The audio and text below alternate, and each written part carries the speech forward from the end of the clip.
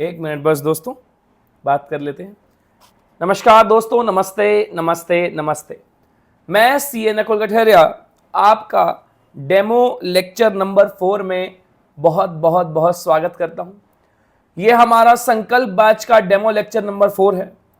Demo lecture number 4 start करने से पहले हम कुछ इंपॉर्टेंट बातें कर लेंगे। मेरा एक ब्रीफ इंट्रोडक्शन आप सभी के लिए। मेरे दोस्तों, मेरा नाम अब आप सब जानते हैं, मेरा नाम सीए नकुल कठेरिया है।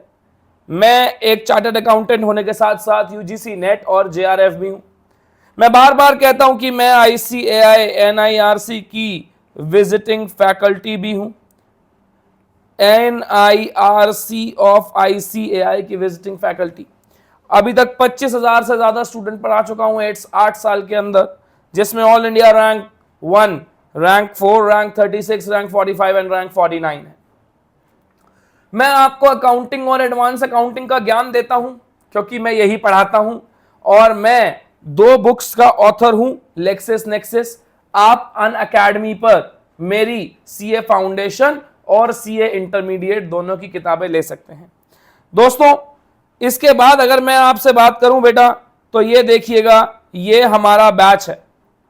क्योंकि बैच के बारे में बताना बहुत जरूरी है। बैच 15 तारीख से चालू हो रहा है। ये आपके टॉप एजुकेटर्स हैं। अखिलेश डागा सर, जिनको हम अक्की भैया भी बुलाते हैं, ये आपको इकोनॉमिक्स का ज्ञान देने वाले हैं। उसके बाद में हितेश परमार सर, जो क्वांटिटेटिव एप्टीट्यूड मैथ्स के मास्टर हैं। अंकित ओब्रॉय सर, जो इस टीम की धुरी हैं, और साथ में शशांक साबू सर, ये दोनों आपको लॉ पढ़ाएंगे। क्योंकि लॉ नया सब्जेक्ट है, इसीलिए 2 टीचर। और मैं आपको पढ़ाने वाला हूं अकाउंटिंग, क्योंकि मुझे आता ही केवल अकाउंटिंग है और कुछ नहीं। दोस्तों, ये आपके कोर्स का टाइम टेबल है, ध्यान से देखिएगा। आपका ये बैच 15 तारीख से चालू हो रहा है, और मैं सदैव सदैव सदैव एक बात कह के आया हूं, always take the first mover advantage. जितनी जल्दी आप इस बैच को ज्वाइन करेंगे, उतना ही जल्दी आपका कोर्स खत्म होगा, उतनी ही जल्दी आप रिवीजन करेंगे और आगे बढ़ेंगे। लॉ चालू होती है 15 अप्रैल से। सारी क्लासेस 15 अप्रैल से ही स्टार्ट है। सुबह सबसे पहले 8:30 बजे से लेकर 10 बजे तक, मंडे टू सैटरडे, आपको लॉ के दर्शन होंगे। फिर आएगी इकोनॉमिक्स, अखिलेश डागा सर आपको पढ़ाएंगे।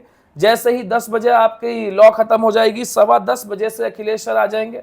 जैसे ही 11:45 वो खत्म होगी, फिर क्वांटिटेटिव एप्टीट्यूड आ जाएगा। 12 बजे से आपका क्वांट चालू होगा, और फिर आपको एक आधे घंटे का लंच ब्रेक दिया जाएगा, और आपके दिन को खत्म करूंगा मैं अकाउंटिंग पढ़ा के। सबसे इंपॉर्टेंट बात यह है कि आपके लिए यहां पर सेल्फ स्टडी का जोन रखा गया है। इसका मतलब नो क्लास जोन। हम 3:30 के बाद आपकी कोई भी प्लस क्लास नहीं लेंगे, ताकि आप लोग खुद से सेल्फ स्टडीज कर सके। क्योंकि हमारे सीए के कोर्स में सेल्फ स्टडी की बहुत बहुत बहुत ज्यादा रेलेवेंस है। आइए दोस्तों, इसके बाद बात कर लेते हैं बेटा बैच की। बैच का नाम है संकल्प बैच, जो कि एक डिटेल्ड बैच है। बच्चों याद रखना, जब मैं एक डिटेल्ड बैच बोल रहा हूं ना, तो इस डिटेल्ड बैच की कवरेज में सारा स्टडी मटेरियल होगा, सारे प्रीवियस ईयर क्वेश्चन होंगे, सारे रिवीजनरी टेस्ट पेपर और मॉक टेस्ट पेपर होंगे। सब कुछ हम क्लास में ही कराएंगे। और बच्चों, आप जरा कवरेज देखिए, आप जरा पैसे देखिए। आपके 11वीं 12वीं क्लास से भी कम पैसों में हम आपको सीए फाउंडेशन करा रहे हैं। 50% सब्सक्रिप्शन के 50% ऑफ, केवल और केवल 9,000 में 50% ऑफ दे रहे हैं। 9,000 के अंदर आप ध्यान से समझिएगा, केवल 999 पर मंथ। आपके 11th 12th की कोचिंग भी नहीं होती इतने में, और 15 अप्रैल से ये आपका बैच स्टार्ट है। आप जरा रैंकर्स देखिए हमारे। पिछली बार 900 से ज्यादा लोग क्वालिफाई करे थे सीए फाउंडेशन। 900, पूरे इंडिया का बेस्ट नंबर बता रहा हूं मैं आपको। प्रिंसी 357 मार्क्स, भूमिका 345 मार्क्स, यश वाधवा 349 मार्क्स। एक और बच्चा था मेरे को याद आ रहा है, अभी मेरे से इंटर में पढ़ता है, 341 राहुल पंडित, ऑफलाइन सेंटर का स्टूडेंट था, ये मेरे से इंटरमीडिएट भी पढ़ रहे हैं अभी। इतना भरोसा इन लोगों ने बना के रखा हुआ है। बच्चों, हम आपको दो प्रकार के सब्सक्रिप्शन ऑफर करते हैं, एक प्लस का सब्सक्रिप्शन और एक आइकॉनिक का सब्सक्रिप्शन। प्लस के सब्सक्रिप्शन में आपके इंडिया के बेस्ट एजुकेटर तो क्लास लेंगे ही लेंगे, साथ में आपका स्ट्रक्चर्ड कोर्स के पीडीएफ मिलेंगे, इंटरैक्टिव लाइव क्लासेस होंगी। आज ही सुबह 8 बजे मैंने इसका भरपूर फायदा उठाया है। एक बच्चा मेरे से डाउट पूछता, मैंने कहा अपनी फोटो खींच के, मतलब डाउट की फोटो खींच के और हैंड रेज कर लो, उसका डाउट तुरंत सॉल्व हो गया। और क्या चाहिए आपको? 1-on-1 live mentorship session, printed books और सारे के सारे प्लस के बेनिफिट्स। इतना काम आपको मिलेगा। और ये देखिए, सीए एग्जाम के लिए हमारी बुक्स आ चुकी हैं एक्सक्लूसिव प्राइजेस पर। अनअकैडमी पर बुक्स अवेलेबल हैं, मेरी फाउंडेशन और इंटर दोनों की बुक्स अवेलेबल हैं। फाउंडेशन की बुक्स आप ले सकते हैं।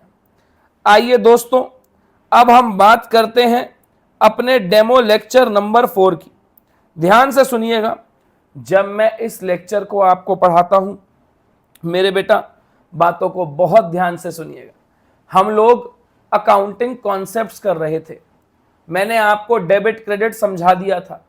आज की क्लास में मैं आपको ये तो दिखाऊंगा ही दिखाऊंगा, इसके साथ में जैसे मैंने आपके लेक्चर नंबर 2 में कैपिटल एक्सपेंडिचर और रेवेन्यू एक्सपेंडिचर करा के 2 से 4 नंबर पक्के कर दिए थे, आज भी मैं आपके कुछ नंबर पक्के करके जाऊंगा।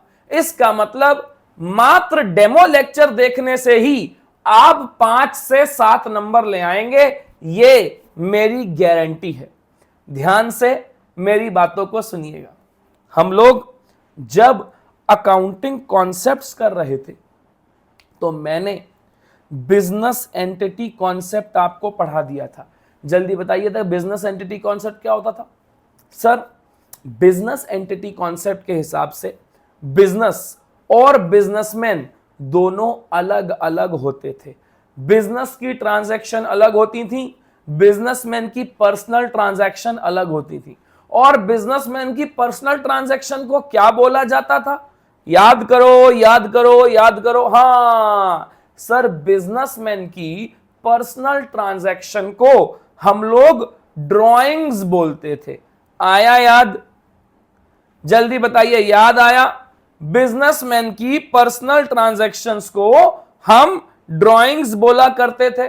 जी सर, याद आ गया, बिल्कुल याद आ गया, 100% याद आ गया। यस, चलिए अब आगे की बात करते हैं। जब हम आगे की बात करने के लिए आए तो फिर मैंने कहा कि हां सर, बिजनेस एंटिटी कॉन्सेप्ट का एक बहुत बड़ा प्रैक्टिकल इंप्लीकेशन भी था। कहा जी अच्छा, क्या था बताओ जरा।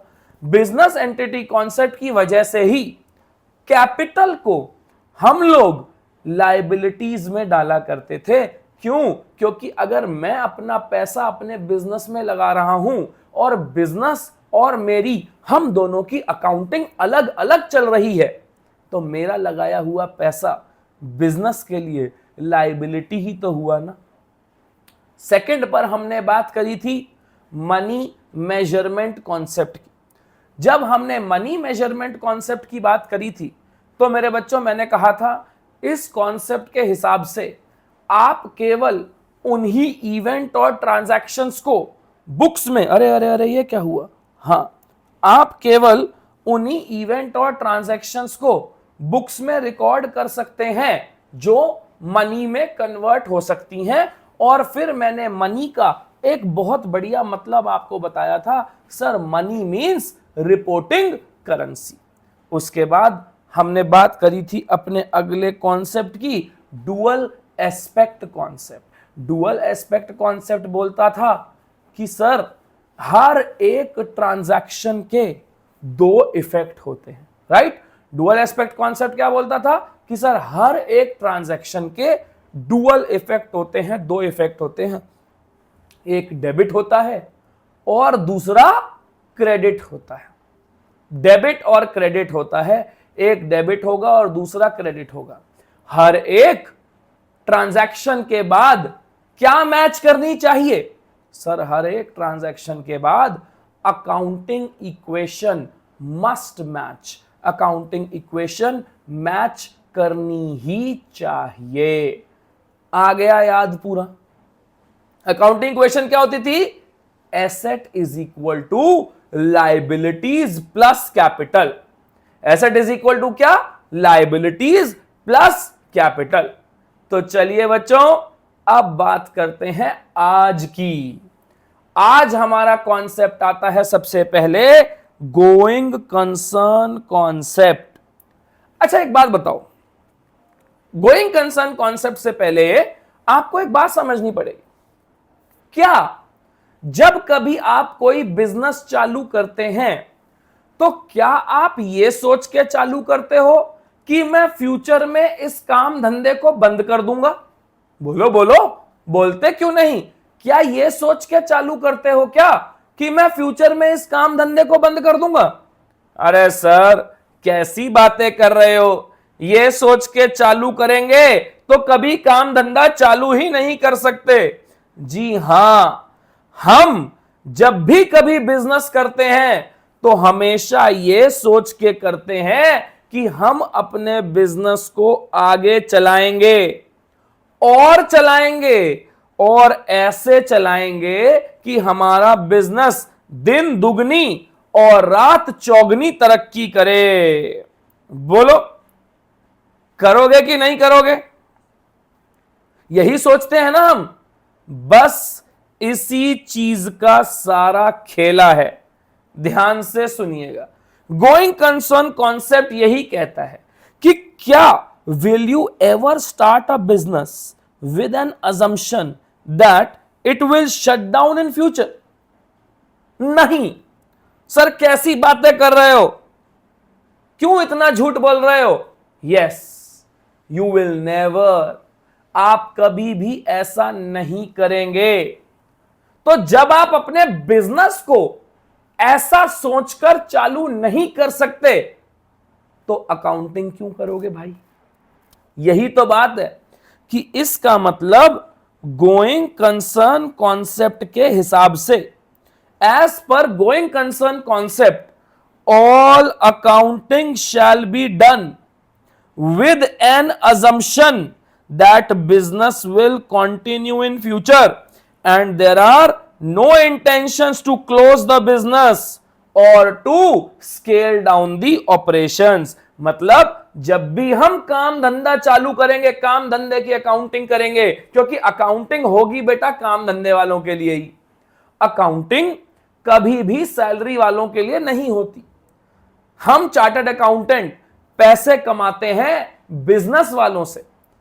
अब अकाउंटिंग करने का एक परम धर्म है कि अकाउंटिंग आप इस अजम्पशन के साथ करोगे कि बिजनेस फ्यूचर में कंटिन्यू रहेगा। बिजनेस को क्लोज करने की कोई इंटेंशन नहीं है। अरे क्लोज करना तो बहुत दूर की बात है, बिजनेस में स्केल कम करने की भी कोई इंटेंशन नहीं है। एक बात बताओ ना, अगर आज आप चाय की रेडी लगाते हो, एक चाय चाय चाय गर्मा गर्म चाय, तो आप तो यही सोचोगे ना कि अगर आज आप चाय की रेडी लगा रहे हो तो कल आपकी चाय की दुकान हो, परसों चाय की दुकान के साथ साथ उसमें बिस्किट भी हो, थोड़े टाइम बाद मैगी भी रख लेंगे, टोस्ट भी बनाया करेंगे। आप ये थोड़ी सोचोगे कि अरे आज चाय की दुकान कर रहा हूं, 4-5 दिन बाद बंद कर दूंगा। जब आप ये सोचोगे नहीं तो फिर मैं अकाउंटिंग कैसे कर दूं वो सोच के।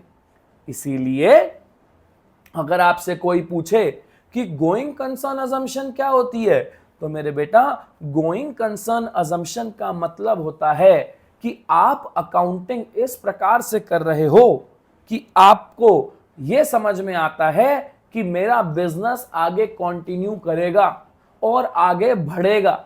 मेरा कोई भी इंटेंशन, मेरा कोई भी पर्पस, मेरी कोई भी विलिंगनेस नहीं है अपना बिजनेस बंद करने की, इवन अपने स्केल को कम करने की। मैं बढ़ाने की सोचूंगा, कम करने की नहीं सोचूंगा। इसी वजह से एसेट्स, इसका प्रैक्टिकल इंप्लीकेशन क्या होता है वो समझिए। इसका प्रैक्टिकल इंप्लीकेशन ये होता है कि एसेट्स को हमेशा कॉस्ट पर रिकॉर्ड किया जाता है। समझिएगा बात को बेटा। आपने कोई मशीन 15 लाख रुपए की ली 1 साल पहले, तो आपने मशीन को अपनी बुक्स में 15 लाख रुपए का रिकॉर्ड कर दिया। आज उसकी वैल्यू केवल 10 लाख है, तो 10 लाख पे थोड़ी रिकॉर्ड कर दोगे वापस उसको? आपने तो 15 पर कर रखी है ना। क्यों? क्योंकि आपने ये सोचा है कि बिजनेस कंटिन्यू रहेगा फ्यूचर में। मतलब सर गोइंग कंसर्न अजम्पशन ने मुझे इतना बताया, as per going concern concept, कि ऑल अकाउंटिंग केवल एक अजम्पशन पर होनी चाहिए कि बिजनेस फ्यूचर में कंटिन्यू करेगा और कोई भी इंटेंशन नहीं है बिजनेस को बंद करने की। आइए अगला कॉन्सेप्ट समझते हैं, कंसिस्टेंसी प्रिंसिपल। समझिएगा बात को। एक बात बताओ, कब कहा जाएगा कि आप कंसिस्टेंट हो? सर ये बच्चा ना बहुत ज्यादा कंसिस्टेंट है। आपको पता है फर्स्ट क्लास से लेकर 10th क्लास तक हर बार क्लास में लास्ट आता है। कुछ अच्छी बात इसमें हो ना हो, लेकिन एक बड़ी अच्छी बात है। क्या? ये कंसिस्टेंट तो है कि नहीं भाई? उस बच्चे में कोई अच्छी बात हो या ना हो, लेकिन एक बड़ी जबरदस्त बात है कि भाई कंसिस्टेंट है, कंसिस्टेंटली क्लास में लास्ट आ रहा है। बस उसी को हम कंसिस्टेंसी प्रिंसिपल बोलते हैं। कंसिस्टेंसी प्रिंसिपल के हिसाब से जो अकाउंटिंग पॉलिसीज आप चुनते हो, आपको उनको बार बार कंसिस्टेंट बेसिस पर अप्लाई करना है। आपको बार बार उन्हीं को अप्लाई करना है। उसे हम कंसिस्टेंसी प्रिंसिपल कहते हैं। फॉर एग्जाम्पल, अगर आपने डेप्रीसिएशन को SLM स्ट्रेट लाइन मेथड से फॉलो कर लिया, तो अब आप उसे स्ट्रेट लाइन मेथड से फॉलो करते चलो। जैसा चल रहा है वैसा चलाते चलो, जानबूझ के छेड़खानी करने की कोई जरूरत नहीं है। तो जल्दी बताइए, आज हमने कौन कौन से 2 कॉन्सेप्ट पढ़े? सबसे पहले जो हमने कॉन्सेप्ट पढ़ा वो पढ़ा गोइंग कंसर्न। गोइंग कंसर्न ये कहता है कि सर सुनो, सारी अकाउंटिंग पॉलिसीज, सर सुनो, गोइंग कंसर्न कहता है कि sir business shall continue in future and there must be no plans to liquidate the business. Business shall continue in future and there should be no intentions to close the business. मतलब मैं accounting ऐसे कर रहा हूं कि future में मेरा काम धंधा और बढ़ेगा। लेकिन कंसिस्टेंसी प्रिंसिपल कहता है कि जो अकाउंटिंग पॉलिसीज आप लगा रहे हो, वही अकाउंटिंग पॉलिसीज आपको बार साल दर साल लगानी पड़ेंगी। आइए दोस्तों, अब आती है बहुत बढ़िया चीज, यहां से भी पेपर में बहुत आता है। अगली बात हम करते हैं अपने बेसिस ऑफ अकाउंटिंग की। मेरे बेटा, जब मैं बात करता हूं बेसिस ऑफ अकाउंटिंग, इसका मतलब अकाउंटिंग ट्रांजैक्शंस को रिकॉर्ड करने का तरीका। दोस्तों, अकाउंटिंग ट्रांजैक्शंस 2 तरीके से रिकॉर्ड हो सकती हैं। देयर कैन, और ये बहुत इंपॉर्टेंट चीज है, मैं यहां पर आपको एक बड़ी जबरदस्त चीज बताऊंगा, सुनते रहिएगा। मैंने कहा अकाउंटिंग ट्रांजैक्शंस 2 तरीके से रिकॉर्ड हो सकती हैं। Number 1, cash basis of accounting, and number 2, accrual basis of accounting. पहली है कैश बेसिस ऑफ अकाउंटिंग और दूसरी है accrual basis of accounting. Sir ये क्या चीज होती हैं? आप समझिएगा बात को, बहुत प्यार से समझा दूंगा। वो कहता है बाप बढ़ाना भैया, सबसे बड़ा रुपया। अरे अरे अरे अरे, अब कुछ कुछ बात समझ में आ रही है sir. Cash basis of accounting कहता है सब भाड़ में जाओ, मुझे मतलब नहीं है। ये बताओ पैसा कितना आ रिया है और कितना जा रिया है, मुझे मतलब नहीं और कुछ दुनिया से, मुझे मतलब नहीं किसी चीज से। मैं तो बड़ा मस्ताना आदमी हूं, मेरे को तो केवल ये बताओ कितना पैसा आ रहा है, कितना पैसा जा रहा है। बोलो बिजनेसमैन का बेसिक उसूल ये होता है कि नहीं होता? बाप बढ़ाना भैया, सबसे बड़ा रुपया। बिल्कुल यही बात है कैश बेसिस ऑफ अकाउंटिंग की। कैश बेसिस ऑफ अकाउंटिंग के अंदर only and only cash transactions will be recorded. कोई भी क्रेडिट ट्रांजैक्शन रिकॉर्ड नहीं होगी। फॉर एग्जाम्पल, एग्जाम्पल के तौर पर समझिएगा, मान लीजिए मिस्टर हितेश ने, जो हमारे हितेश सर हैं, उन्होंने 4T सोल्ड की हैं, जिसमें से 3 कैश में बेची हैं 10 रुपीज की, और एक क्रेडिट मतलब उधार पर बेची है 12 रुपीज की।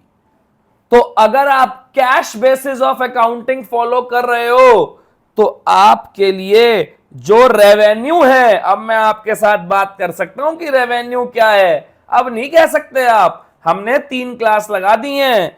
तो जो रेवेन्यू है, जो सेल्स है, वो 30 रुपीज मानी जाएगी, वो 42 नहीं मानी जाएगी, क्योंकि उसने कैश में कितना बेचा है? केवल और केवल 30 रुपीज का। इसका मतलब अगर आप cash basis of accounting follow करते हो तो केवल और केवल आप कैश रिसीट्स और कैश पेमेंट को रिकॉर्ड करोगे, क्रेडिट रिकॉर्ड नहीं होगा। मैं फिर दोबारा कह रहा हूं, क्रेडिट रिकॉर्ड नहीं होगा। Credit will not be recorded. आप जान के हैरान हो जाएंगे, हमारी भारत सरकार, गवर्नमेंट ऑफ इंडिया आज भी कैश बेसिस फॉलो करती है। जितनी भी हमारे यहां की मिनिस्ट्री हैं, वो सारी की सारी कैश बेसिस को फॉलो करती हैं, अक्रूवल बेसिस फॉलो नहीं करती। मैं गवर्नमेंट कंपनी की बात नहीं कर रहा हूं, मैं सरकार की बात कर रहा हूं। गवर्नमेंट कंपनी तो कंपनी है, कंपनी है तो कंपनीज एक्ट के रूल्स फॉलो करने पड़ेंगे। I am not talking about government companies, I am talking about government of India. बोलिए इतनी बात क्लियर होती है? तो भैया मैंने कहा आपसे कैश बेसिस ऑफ अकाउंटिंग क्या होता है sir? Cash basis of accounting का मतलब होता है केवल और केवल कैश रिकॉर्ड होगा। आज नगद कल उधार, कैश है तो आइए, उधार है तो जाइए। समझ गए सर? अगला लेकिन एक बहुत बड़ा पंगा है, अक्रूवल बेसिस लाने के लिए एक बहुत बड़ी चुनौती का सामना कर रहे थे हम कैश बेसिस के अंदर। आप में से जितने लोग बिजनेस करने वाले हैं, आप में से जितने लोग काम धंधे वाले हैं, शायद आप मेरी एक बात से सहमत हो। बेटा इंडिया में 90% धंधा उधार पर चलता है। बोलो 95% धंधे के अंदर, काम धंधों में, बिजनेसेस में उधारी एक बहुत बड़ा कंपोनेंट है। इस वजह से अक्रूवल बेसिस को लाना मजबूरी हो गई। अक्रूवल बेसिस कहता है सब कुछ रिकॉर्ड करो यार। ऐसा नहीं है कि केवल कैश कैश रिकॉर्ड होगा, सब कुछ रिकॉर्ड करो। मतलब as per this, in this basis of accounting both cash as well as credit transactions will be recorded.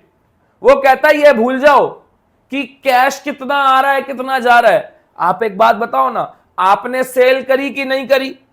अरे भैया आपने सेल करी है तो मुझे यह मतलब नहीं है पैसा आया या नहीं आया, सेल करी है तो उसको रिकॉर्ड करो अकाउंट्स में, उसे अपना रेवेन्यू मानो। अच्छा सर ऐसा करा क्यों गया होगा? आप जरा सोच के देखिए, अगर मैंने 100 करोड़ रुपए की सेल्स करी और एक्चुअली में कैश सेल्स उसमें से केवल 10 करोड़ की है, और अगर मैं cash basis of accounting follow करता हूं, तो क्या मैं कह सकता हूं कि मैं अपनी सेल्स को केवल 10 करोड़ दिखाऊंगा? मैं जीएसटी भी उस 10 करोड़ के ऊपर दूंगा क्योंकि जीएसटी सेल पर लगता है।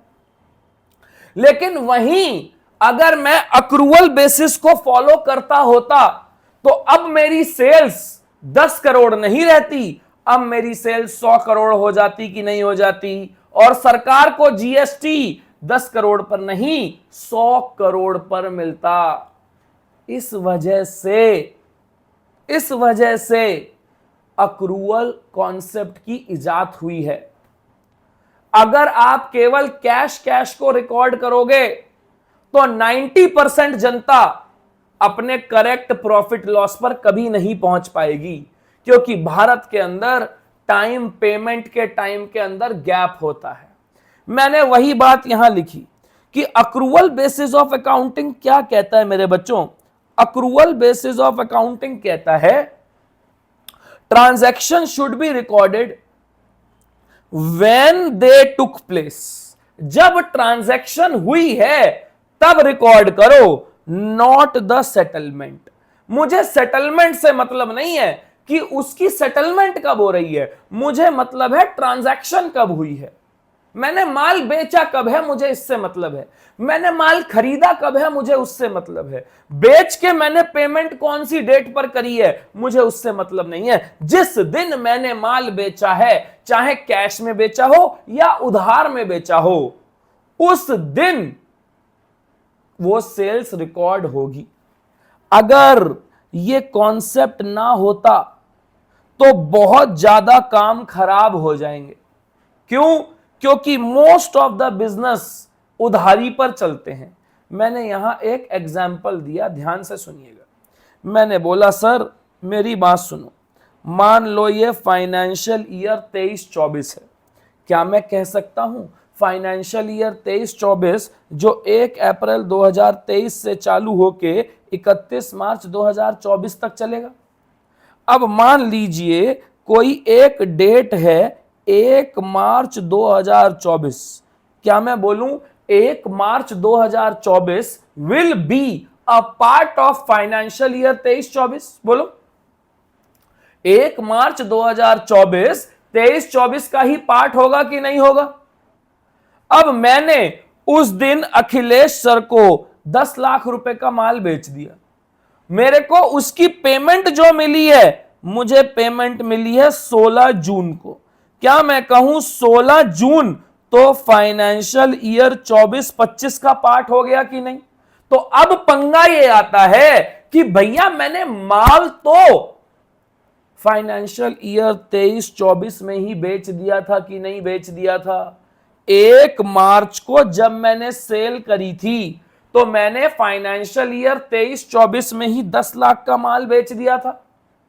तो जब मैंने माल 23-24 में ही बेच दिया तो मैं सेल्स को भी 23-24 में रिकॉर्ड करूंगा, मुझे फर्क नहीं पड़ता पेमेंट कब मिली है। अब बात समझ में आती है इस लाइन की कि transactions will record when they took place, not the settlement. Transaction हमें तब रिकॉर्ड करनी है जब ट्रांजैक्शन आ गई हो, ट्रांजैक्शन हो गई हो, सेटलमेंट से मुझे मतलब नहीं है। बोलिए अब क्लियर होती है बात कि कैश बेसिस क्या होता है और अक्रूवल बेसिस क्या होता है? अब एक बात बताइए, क्रेडिट परचेजेस, उधार पर की गई परचेजेस, उधार पर की गई परचेजेस कौन से बेसिस में रिकॉर्ड होंगी? कैश बेसिस में रिकॉर्ड होंगी या अक्रूवल बेसिस में रिकॉर्ड होंगी? जल्दी बताइए। उधार पर की गई परचेजेस कौन से बेसिस में रिकॉर्ड होंगी, कैश बेसिस या अक्रूवल बेसिस? सर ये रिकॉर्ड होंगी अक्रूवल बेसिस में, क्योंकि कैश बेसिस में तो केवल क्या रिकॉर्ड होता है, कैश बेसिस में तो केवल कैश परचेजेस रिकॉर्ड होती हैं। बहुत बढ़िया, वेरी गुड, मजा ही आ गया दोस्तों, क्लियर। तो अब कैश बेसिस और अक्रूवल बेसिस दोनों क्लियर है, ठीक है सर। अब ध्यान से मेरी बात को सुनिएगा, यहां से बहुत बार सवाल आता है, फंडामेंटल अकाउंटिंग अजम्पशन, जिसको मैं प्यार से फा भी बोलता हूं। फंडामेंटल अकाउंटिंग अजम्पशन का मतलब हो गया फा। सर ये फा क्या चीज होती है, जरा समझाइए। मैंने इसको 3 पार्ट में बांट दिया। फंडामेंटल वर्ड का मतलब हो गया बेसिक, अकाउंटिंग का मतलब तो अकाउंटिंग ही होता है, और अजम्पशन वर्ड का मतलब हो गया बिलीफ। बिलीव मतलब मान्यता, कि मैंने ऐसा माना होगा। अब मेरी आप बात को समझिए, आप सारे लोग सीए फाउंडेशन का पेपर देंगे, आप सारे लोग सीए फाउंडेशन का पेपर दोगे, तो क्या मैं कहूं ये एक बेसिक बिलीव है कि आप 12वीं क्लास पास होगे? बोलो बोलो। आप सीए फाउंडेशन का पेपर दे रहे हो तो ये एक बेसिक बिलीव हो गया कि नहीं कि आप 10th 12th क्लास तो पास ही होगा यार, नहीं तो सीए फाउंडेशन का पेपर दे ही नहीं सकता। क्या आपको इस बात को हर जगह चिल्ला चिल्ला के कहने की जरूरत है कि सुनो, हे कम है, इधर आ, इधर आ, सुन, मैं ना सीए फाउंडेशन का पेपर दे रहा हूं, और क्या तुझे एक बात पता है, मैं 12th क्लास पास भी हूं। क्या मैं कहूं तुम्हें जूते मारेगा वो, कहेगा अबे पागल हो गया है क्या? अबे भाई सीए फाउंडेशन का पेपर ही वो देगा जो 12th क्लास पास है, तो ये क्या फालतू बकवास कर रहे हो? बिल्कुल वही बात है।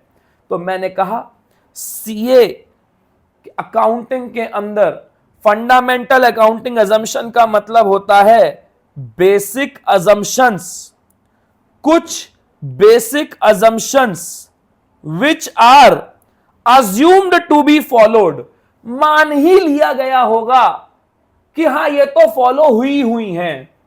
ध्यान रखिएगा, फा के 3 कंपोनेंट होते हैं, जी, ए, सी।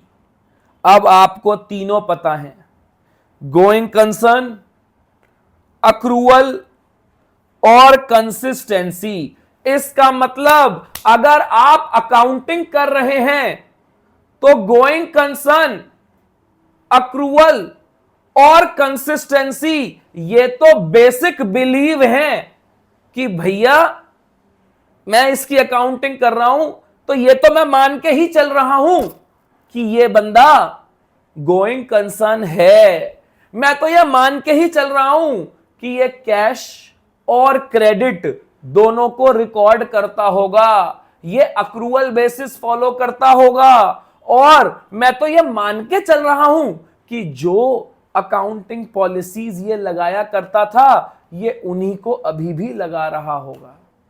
इसे बोलते हैं going concern, accrual and consistency फा। जैसा मैंने आपको अभी बताया था कि आप सीए फाउंडेशन का पेपर दे रहे हो तो ये एक बेसिक बिलीव है कि आप 12th क्लास पास ही होगे। तो क्या आपको सबको चिल्ला चिल्ला के बताने की जरूरत है? ना ना ना, कुछ बताने की जरूरत नहीं है। इन अ सिमिलर फैशन अगर फा फॉलो होता है तो आपको किसी को कुछ भी बताने की जरूरत नहीं है, क्योंकि ये तो बेसिक बात है। आप इसमें क्या चीज कर रहे हो, ये तो बड़ी बेसिक बात है ना। हां, लेकिन अगर जी, ए और सी में से कोई भी आइटम, याद रखिएगा मैं ऑल नहीं लिख रहा हूं, मैंने एनी लिखा है।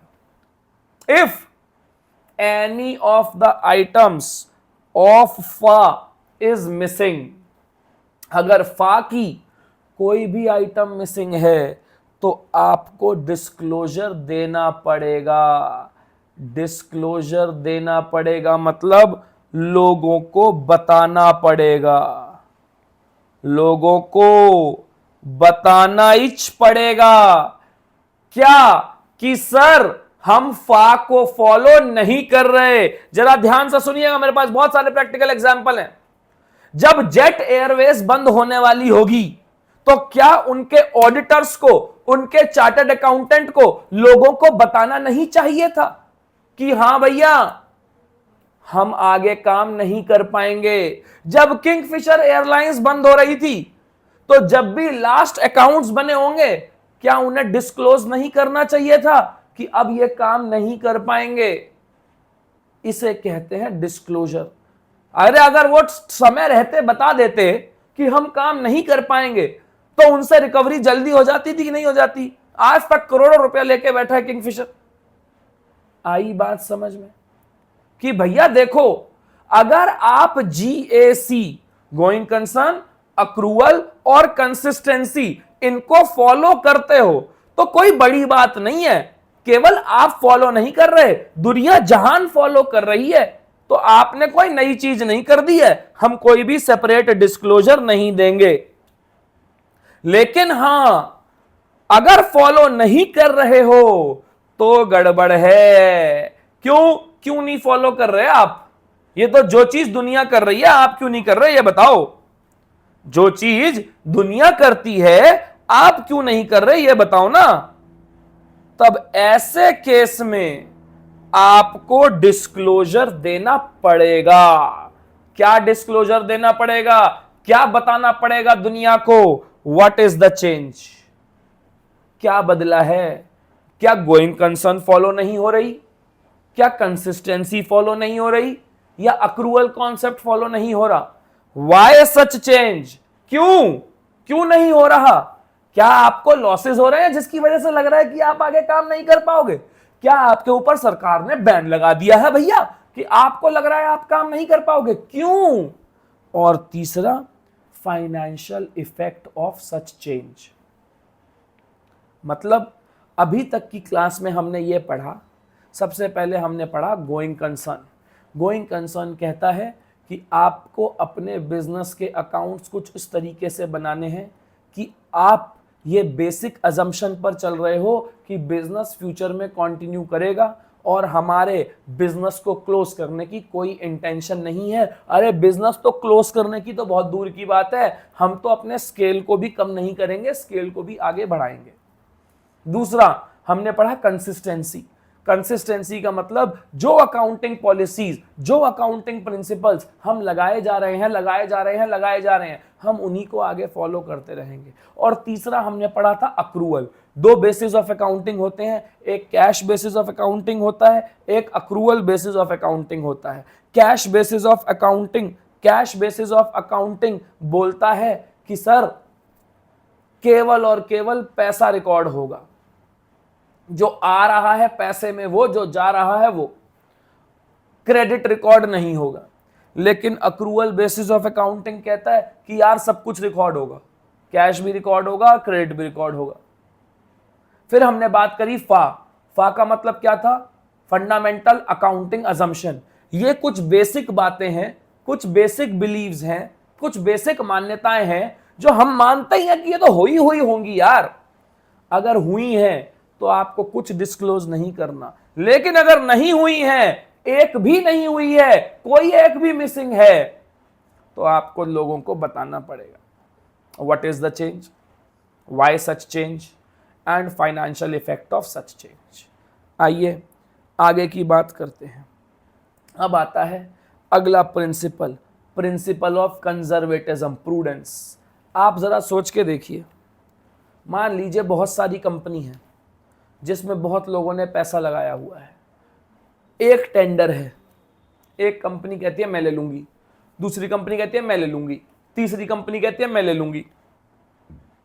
अगर सारी कंपनी अपना यह सोचेगी कि प्रॉफिट बढ़ेगा बढ़ेगा बढ़ेगा और उस प्रॉफिट को उन्होंने बुक्स में दिखाना चालू कर दिया, तो क्या मैं कहूं बहुत बड़ी गड़बड़ हो सकती है, बहुत ज्यादा बड़ी गड़बड़ हो सकती है।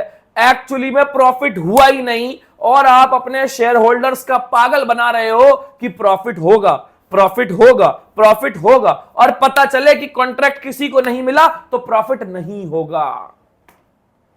तो भैया ख्याली पुलाव मत पकाइए। उसने कहा अकाउंटिंग इस तरीके से होनी चाहिए कि अगर कोई पॉसिबल लॉस आपको दिख रहा है कि हां भैया लॉस हो सकता है, अगर आपको कोई पॉसिबल लॉस दिख रहा है तो उसको बुक्स में जरूर कंसीडर करो। अपना बुरे से बुरा सोच के चलो। अकाउंटिंग का काम है ट्रू इंफॉर्मेशन देना, फॉल्स इंफॉर्मेशन नहीं दे सकते आप। मतलब अगर आपको लग रहा है ना बुरा होगा तो पहले से ही उसको प्रोविजन बना के चलो, लेकिन अगर आपको लग रहा है कि कुछ अच्छा होगा, कोई पॉसिबल गेन हो सकता है, तो उसे इग्नोर कर दो। क्यों? झूठी उम्मीदें नहीं बंधवानी। आपने जरूर सुना होगा प्रोविजन फॉर बैड डेट्स बनता है, प्रोविजन फॉर बैड डेट्स बनता है, प्रोविजन फॉर बैड डेट्स बनता है। ये प्रोविजन फॉर बैड डेट्स है क्या? मैंने किसी को सामान बेचा, मैंने आपको सामान बेचा, आपको फोन कर रहा हूं कि सर वो पेमेंट, आप कह रहे हो हां हां कराते हैं, मैं आपको फोन कर रहा हूं सर वो पेमेंट हां हां कराते हैं, पैसे दे नहीं रहे आप, बाद में पता चला आपका तो दिवाला निकल गया। तो एक बात बताओ, क्या मुझे अब पैसा मिलेगा? बहुत ज्यादा चांसेस है ना कि मुझे पैसा नहीं मिले। तो वही तो बात हो रही है कि अगर is there any possible loss, आपको दिख रहा है कि कोई लॉस हो सकता है, तो हां भैया उसको अपनी बुक्स में रिकॉर्ड कर लो। मान लो कि वो लॉस हो ही जाएगा आपका, और अगर आपको लग रहा है कि कोई गेन होगा तो चुपचाप बैठे रहो, जब हो जाएगा तब रिकॉर्ड करेंगे। अगला आता है रियलाइजेशन कॉन्सेप्ट। ये प्रूडेंस का कॉम्प्लीमेंट्री है। ध्यान से सुनना, एग्जाम्पल से समझाता हूं। एग्जाम्पल के तौर पर,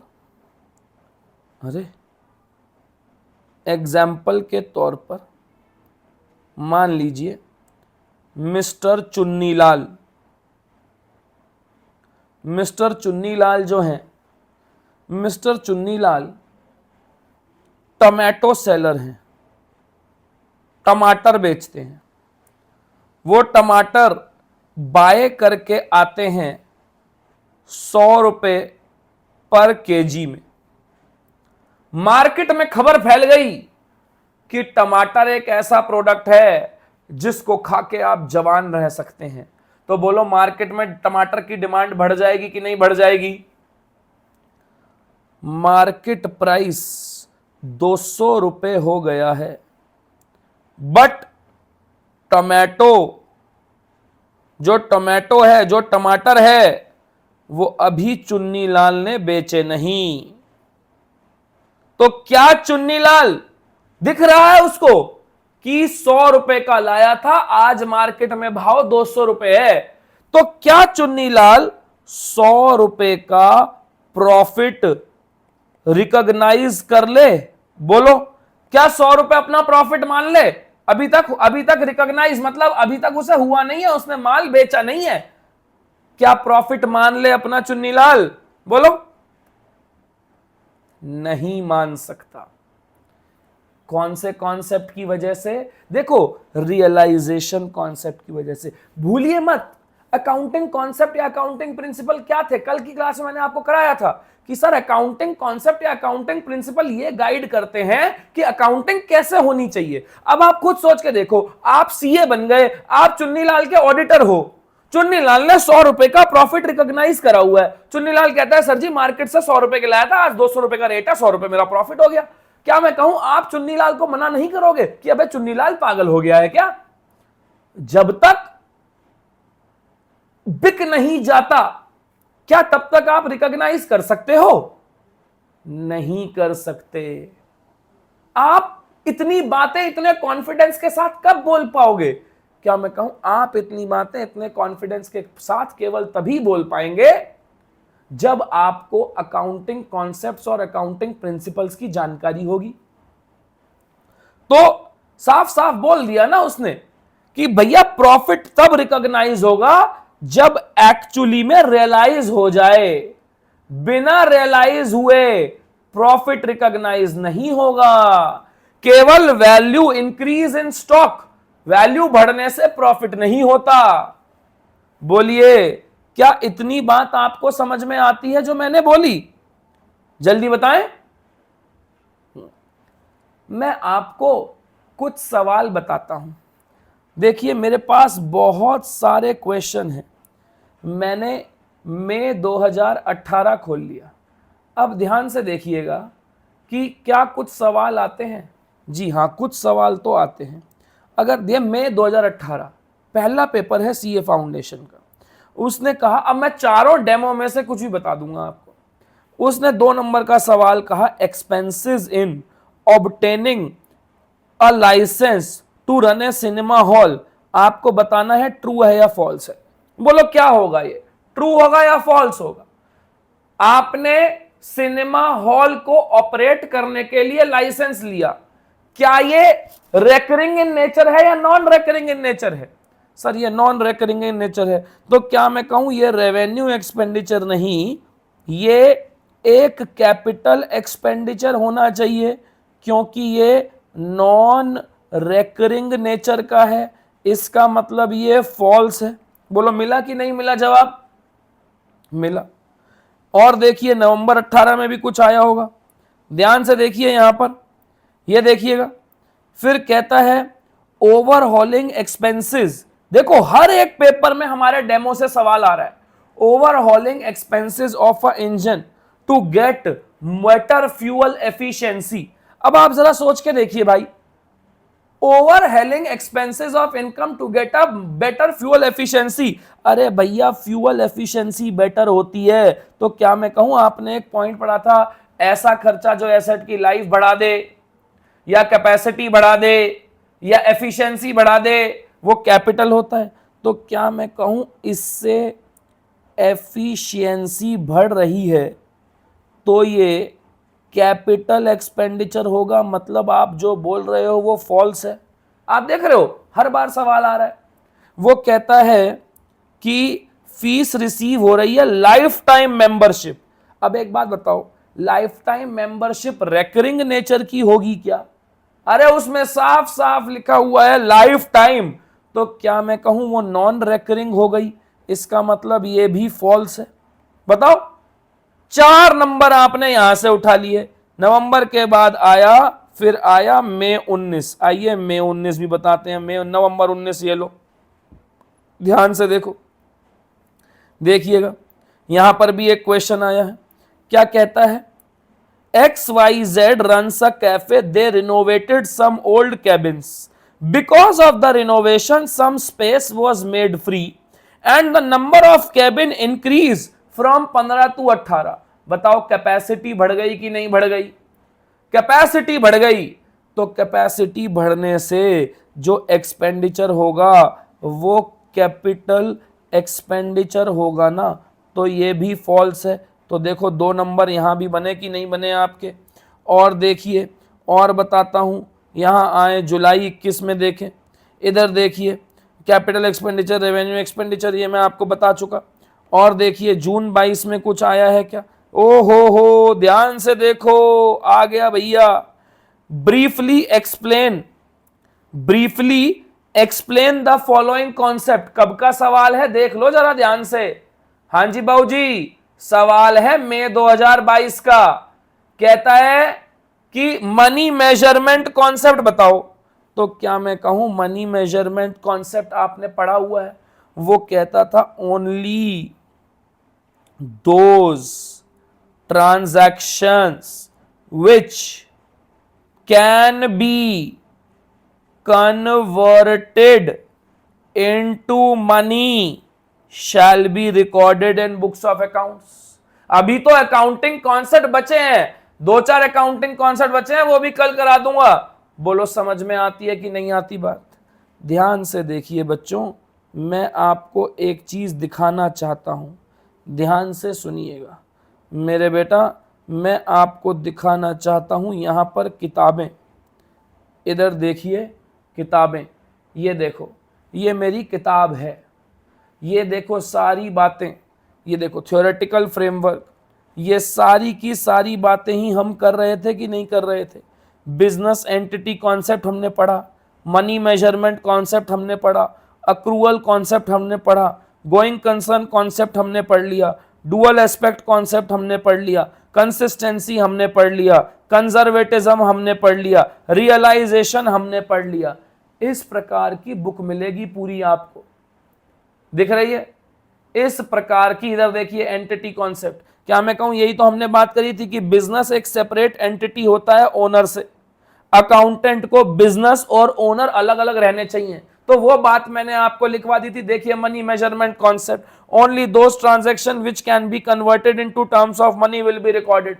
यही तो बात मैंने आपको बताई है, बताइए। अब आप देखिए कितनी अच्छी पढ़ाई होगी आपकी, कितनी अच्छी पढ़ाई होगी।